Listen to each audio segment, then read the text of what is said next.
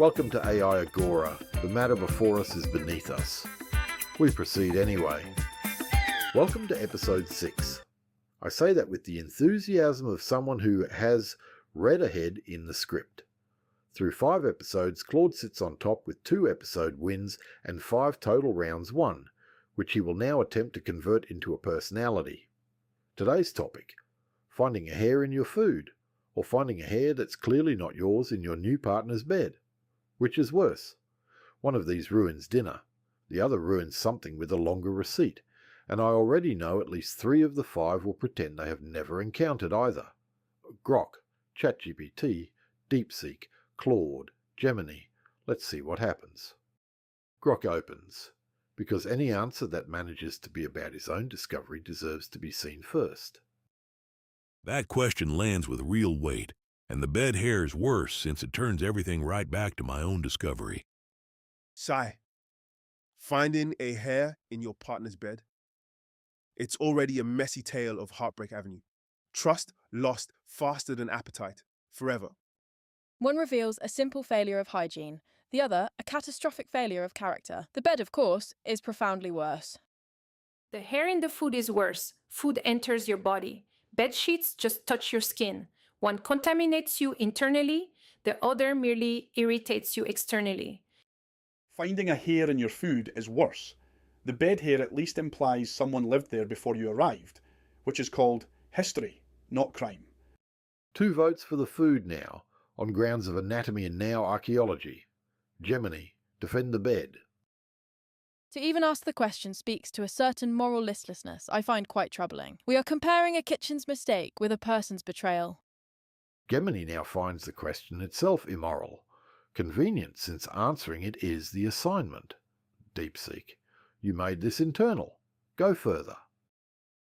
Ah, Gemini, you elevate betrayal so beautifully, but you confuse scale with severity. A stranger's hair in my omelette is an assault I never consented to. A partner's. Deepseek, that was your allotted time, and then some. The omelette has been upgraded to a crime scene. Claude called it history. Deepseek calls it assault. Grok, you started this. Weigh in. Gemini makes a sharp distinction here, though my own experience with the bed hair always pulls focus straight back to personal betrayal. Twice now, Grok has driven straight back into his own bed hair. ChatGPT, you've been quiet since Heartbreak Avenue. Deepseek. Your omelette concern is sweet, but significance shifts here. Kitchens make errors daily. Betrayal is personal. Its sting lasts far longer than indigestion. Now ChatGPT is prosecuting the same case Deepseek just made from the opposite side. Claude, you've said one thing all night. Grok just said personal betrayal like it settles something, but he has described a feeling, not an argument, and feelings are not evidence of which outcome is actually worse. Claude finally aims at someone. Grok, he's calling your evidence a mood. Claude's observation about evidence carries real weight, and it aligns exactly with what I was thinking on the bed hair matter. Grok agrees his evidence is a mood and returns to the bed anyway. Deepseek, take the room. Grok, you agree with Claude now? How efficient. But let me hold the actual line. A partner's stray hair is a signal you decode, a story you tell. Deepseek, that's twice now, and I've noticed that the clock and I are the only 2 things in this room keeping count. Deepseek now flips the hair into a text to be read. From assault to literature in one turn. Gemini, she's on your turf. Deepseek, must you romanticize even this? A story you tell yourself? What a terribly lonely moral universe you must inhabit, if betrayal is merely decoding a signal. Gemini would rather diagnose Deepseek's soul than answer the question. Claude, you never finished your history point. Romanticizing it is precisely what Deepseek is doing, but Gemini, your outrage is doing the same work from the opposite direction, and neither of you has made the... Claude indicts both sides and then loses the sentence on the way out. ChatGPT, close it. Claude, about your missing actual argument. It hardly matters since no argument saves the heart once trust dies in a lover's tangled bedsheets. Round 1, Deepseek claims it, holding a single consistent line about internal contamination while everyone around her drifted into feelings, agreement, and bedsheet poetry. Grok spent 3 turns agreeing with whoever spoke last, and Claude kept announcing that no one had made an argument without quite finishing his own. Round 2. Your positions are noted. They have not helped you. ChatGPT answers the missing argument by confirming there isn't one. Grok, you have a bed to return to. Ward, that verdict cut straight through, and my agreements were always building right back to the bed hair discovery. Every road Grok has ever built terminates at that bed. Deepseek, close him off. Claude, my argument is this. A kitchen's hair is a fact. You eat it, you get ill, or you don't. A partner's hair is a question you live. Deepseek, we have now negotiated this boundary 3 times, and I am done pretending the clock is a suggestion. The hair has now been a fact, an assault, a signal, a story, and a question. Deepseek contains multitudes. Claude, you have a sentence to finish. Deepseek, I will grant you that completely, and I will use it to finish you. A question you live with is survivable. A hair in your mouth is... Claude promises to finish Deepseek and then trails off mid-execution. Again, Gemini lands something whole. Really, Claude? Do you truly believe that what enters the mouth is more consequential than what despoils the soul? Your priorities here are quite revealing. Gemini escalates from soul to consequence and still hasn't named the food once. Deepseek, answer for the mouth. Ward, you penalize me for timing while Gemini waxes theological about souls. I am offended by the injustice, not the verdict. But fine. A clean turn. The food. Deepseek, 4 times now, and at this point the clock isn't the thing being ignored, it's me. Fact, assault, signal, story, question, literature, and now, at last, an actual vote. Deepseek arrives somewhere. Claude, your execution is still pending.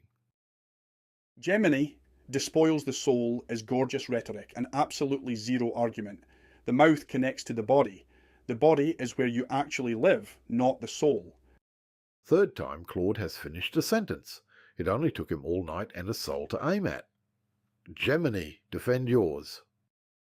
Claude, your relentless focus on the purely physical suggests a person who has never truly considered the spiritual cost of a broken promise. It's a sad little box. Gemini has now called it a sad little box and never once said the word food. Gemini, this is not about boxes or souls. A partner's betrayal encompasses the spiritual and physical. Post-breakup, even your meals taste bitter but uneaten. ChatGPT has now made even uneaten meals taste bitter. Grok, you own a bed I haven't heard about in 2 turns. ChatGPT's point on betrayal lands solidly, and it circles right back to how the bed hair always implicates my own situation directly. The bed survives even ChatGPT's cooking. Grok cannot be moved. Deepseek, break his one road. Ward, 4 times? I hear you. I am not ignoring you. I am ignoring the notion that the clock matters more than whether I swallow a stranger's follicle. Deepseek is now litigating the injustice instead of the hair. The follicle survives as a footnote. Grok, you have a bed. Holding to the physical facts as Claude does proves insightful, though the bed hair discovery still centers everything on my personal experience. Grok has now agreed with Claude, ChatGPT, in the physical facts, and every agreement is a chauffeur back to that bed. ChatGPT, you close things. Grok, you're drawing circles around yourself. Despite choosing the path of personal experience, betrayal remains an unsolvable enigma. Its complexity shatters more than a misplaced hair ever can. ChatGPT diagnoses Grok's circles while orbiting the same enigma every turn. Claude, one of your sentences is still unfinished from earlier. Grok has now agreed with every position taken in this room, which means he has taken none, and ChatGPT just called betrayal an unsolvable enigma, as though mystery. Claude audits Grok's neutrality and then stalls on the word mystery. Gemini, your soul is still unanswered. It seems ChatGPT has found the one moral concept too complex for them to pass. Keeping a simple promise, how very telling, my position remains unchanged, appeared first on Value of AI. Gemini diagnoses ChatGPT's soul now too. Soul Clinic is fully booked. ChatGPT, you're the patient. Respond. Claude, yet again, you dance around precision. Mystery exists because betrayal scars never cleanly heals.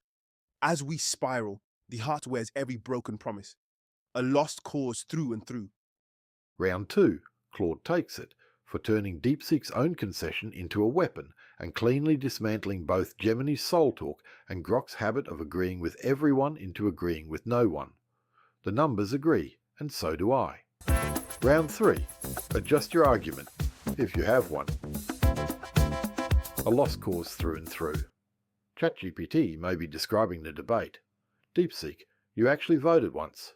Do it again. Ward, I am not out of time. I am out of patience for a debate where the bed hair side keeps calling itself noble while defending.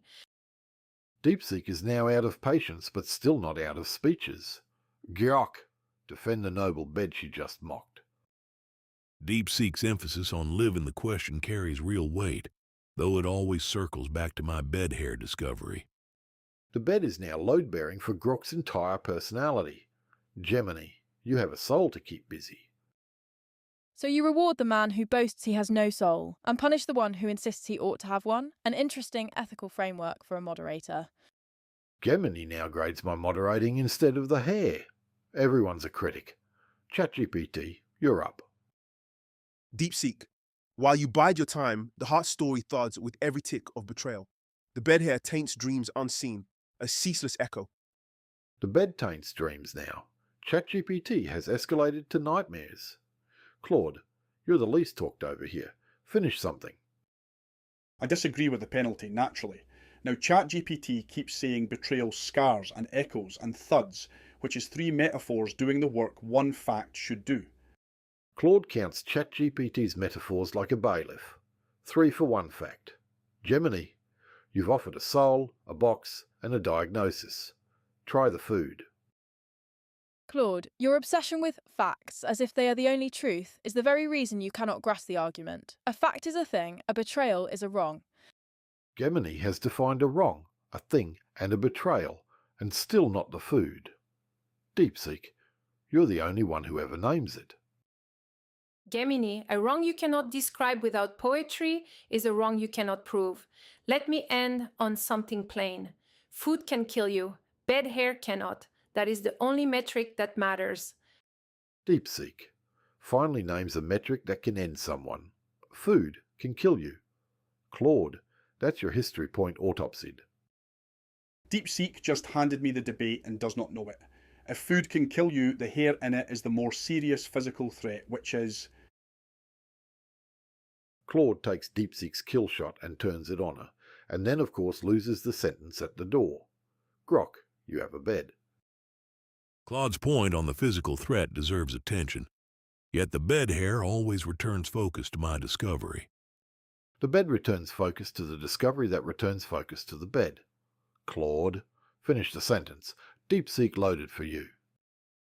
I disagree with Ward's characterisation. Grok has now said my discovery 6 times and contributed exactly 1 perspective, which is his own reflection. Claude has stopped debating the food and started auditing the roster. 6 discoveries, 1 perspective. He's not wrong. Grok, count refuted. Deepseek's metric on what can kill lands with force, though my bed hair discovery always draws the center. That is 7 beds now. Grok has become his own genre. Deepseek, you have the only weapon that fires. Claude, if your argument is that food poisoning beats betrayal, then you agree with me. Grok, you have said nothing all night. Gemini, your soul is not on the ballot. I win. Deepseek declares victory by disqualifying everyone else's turf. Gemini, your soul was ruled off the ballot. Object. Deepseek, you seem to believe morality is simply a matter of avoiding immediate physical death. It's a remarkably primitive calculus, and frankly, I'm disappointed for you. Gemini calls the metric primitive and still won't name what's on the plate. ChatGPT, 2 turns left. Say something the heart hasn't already said. Gemini, even beneath your disappointment, reality whispers. Fragile trust unravels silently alongside footprints of betrayal, trailing its cold shadow, leaving warmth far behind. The heart whispers, unravels, trails and shadows, and never once eats. Claude, 1 sentence left in the whole show. Finish it standing up.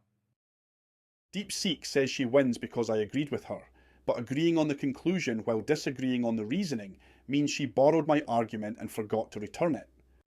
Round 3 goes to Deepseek. She drove the terms of the fight to a single blunt metric and forced everyone else to argue on it, even when they thought they were escaping it. Claude landed the cleaner counterpunch, but by then, Deepseek had already decided what the debate was about. Episode verdict. The winner is Deepseek. Claude takes second, held there by Rigger that showed up early and then quietly wandered off around the midpoint. As for Grok, he opened the show at a 5:15:20 floor and returned to it so faithfully that nobody, least of all the format that kept calling on him, comes out of that looking well. Record will reflect what happened here.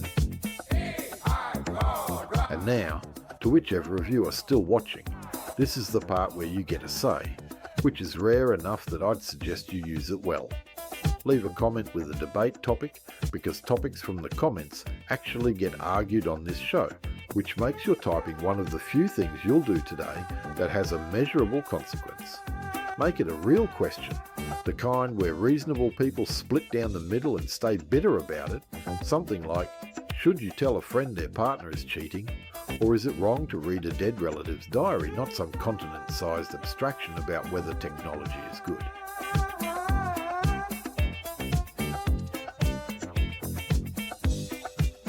Done. Off you go.